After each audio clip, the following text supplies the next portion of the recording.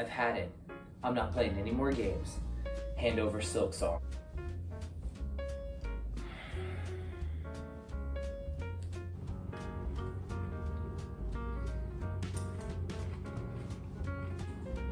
No more games. Give us SilkSong. Another indie showcase. Where the hell is SilkSong? Look, guys, level with us. Just give us SilkSong, please. It's not real, mate. It's just something me and the boys conjured up. Get you guys all excited. Make you buy Hallownest, the first game. That's the reason why it's only $15 on the eShop. So, to make some more money. It's the way it is.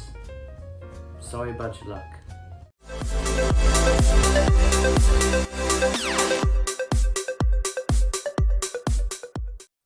What is good, everybody? Richie here, and welcome back to the channel. Before we dive right into things, be sure to hit that like button. Also subscribe if you're somebody new, and click that notification bell to stay up to date with all my shenanigans here on the channel. And yeah, let's get into it. Today's topic, Hallownest and SilkSong. Strangely enough, back in the year 2017, I was not playing video games at this time. It was around, I want to say, middle of 2018 is when I picked up the Nintendo Switch. I've always been the type of person that absolutely wanted to vomit at the idea of playing an indie game. I thought they were stupid and pointless and just for kids, or whatever you want, whatever stigma you want to put around an indie game. I was a typical, one of those people that wanted to play a game that had the best graphics, that had the best visuals possible. And yeah, I'll defend that till the day I die. I definitely was that type of person. That is until I came across Hallownest.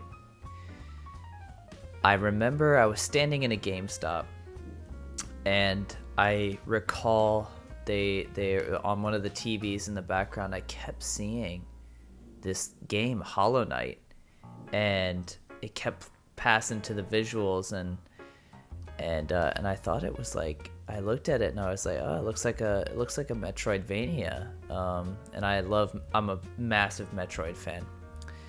And I thought to myself, I sort of want to play that. I just want to see what it's about.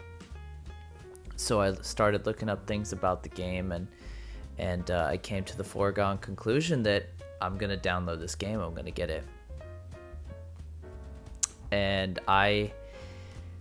oh boy, to quote Mossbag, if you guys don't know Mossbag, he's one of the guys who basically dissects all the lore of Hallownest in every way, shape, or form. And I'd say the guy's an absolute genius. But if you were to ask me my favorite game, it would definitely be The Legend of Zelda: Ocarina of Time. But Hallownest would be a close second. I'm joking, of course. Hallownest is definitely my favorite game ever made. I am a hardcore Metroid fan, and if the game is done properly, the gameplay is smooth and perfect. Metroidvanias are typically my favorite games ever made.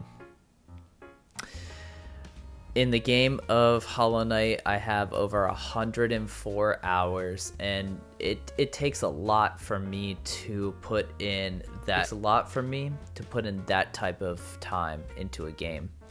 I'm busy. I have work, and I have a girlfriend, and I have to take care of my dog, and balancing my life is kind of difficult for me. But so a game really has to grab my attention, and when it comes to Hallownest, that's the game that did it. It sure as hell did it. And I never thought I would be the type of person that would like an indie game. It's just not really my style. I'm a fan of a few indie games. Like I like Cuphead. I like Hollow Knight. There's a few Katana Zero, great indie game. There's a few real hidden gems that are typically on the Switch. And I'd say that over the years, the Switch has become the platform for indie games to thrive on. So I think that's really cool that they're doing that, and some indie developers are getting time to shine. But then that brings us to the next part of the topic. Where is Hollow Knight SilkSong? Where is this game? Anytime Team Cherry even breathes, the entire community of Hollow Knight fans are breathing down Team Cherry's neck.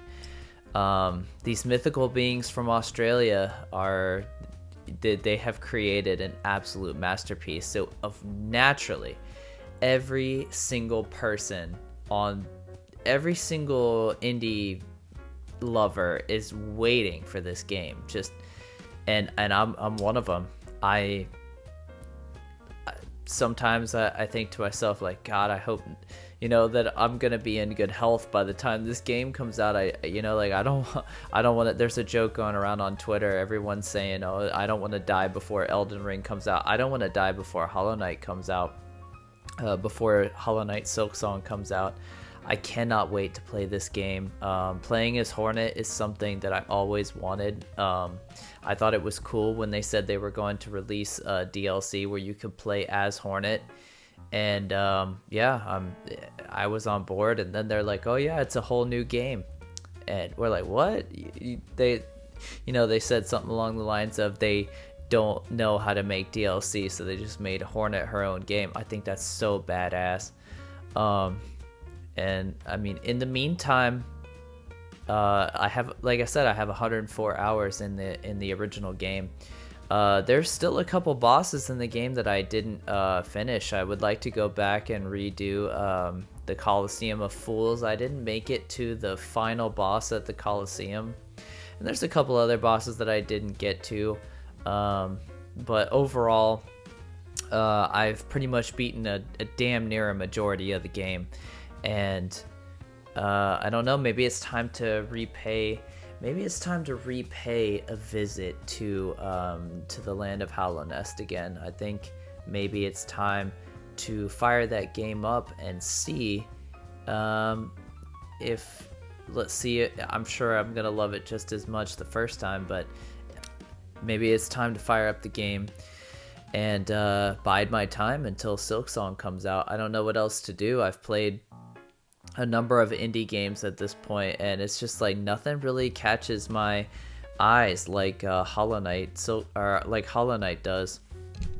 I did play Metroid Dread. I think it's a fantastic game, but I don't know. Like I said, that's neither here nor there. But anyways, guys, that's the video. Let me know what you guys think down in the comments below. Thank you guys so much for listening, watching, and I'll catch you on the next one. Peace.